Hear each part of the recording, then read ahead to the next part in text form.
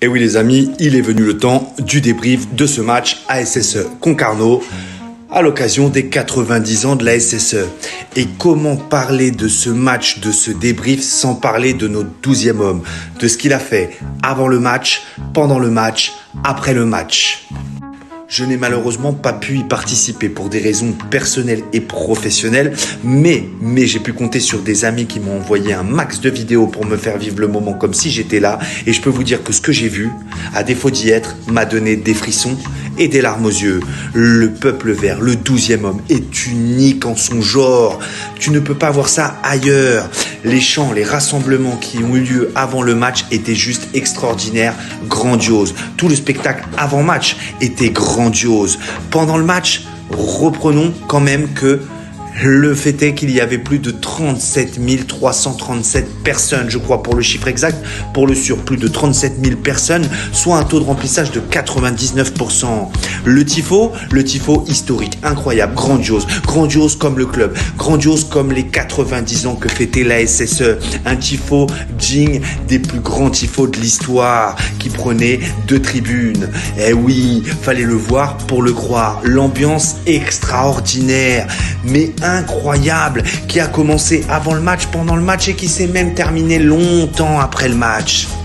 Une fois qu'on a parlé de ce 12e homme, de notre 12e homme, de l'ADN stéphanoise, de l'ADN de l'ASSE, eh ben, on n'a pas grand-chose à dire sur ce match, mais on a quand même quelques petites choses. La première, c'est tout simplement que la SSE l'a emporté 1-0, que sur les 8 derniers matchs, c'est 7 victoires, c'est 1 nul, c'est 4 victoires consécutives et c'est le 17e clean sheet.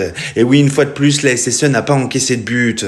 But inscrit par Michael Nadé, comme tout un symbole par rapport au week-end dernier où il met un magnifique but, refusé pour hors-jeu. Ce coup-ci, il était bel et bien valide. Et donc, c'est Nadé qui ouvre le score 1-0. Et à part un poteau digne d'une action de Mbappé de Mboukou, eh ben, rien à signaler. Mais attends, je m'explique. C'était un peu logique et fallait s'y attendre. On savait qu'en face, c'était joueur. Ça pouvait être dangereux et ça marquait des buts. C'était les 90 ans.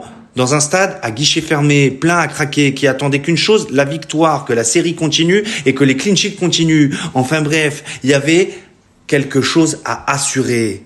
Ça, c'est sûr. Et ce qui compte dans ce genre de match, on le sait, c'est pas la manière, c'est les 3 points. Parce qu'à l'issue de ce match, la SSE est 2e. Et oui, parce que Laval a été accroché Angers à Angers. Donc bon, on peut comprendre que après ce but-là, eh ben, il s'est pas passé grand-chose. Mais il s'est pas passé grand-chose pour la simple et bonne raison que la seule chose qu'il nous fallait, c'était prendre les 3 points. Et c'était, entre guillemets, pas une surprise que de se dire que la SSE allait arrêter de jouer à partir du moment où elle menait. Pour la simple et bonne raison qu'encore une fois, le public n'attendait pas autre chose, n'attendait strictement pas autre chose que les 3 points, que la victoire et que la fête soit totale.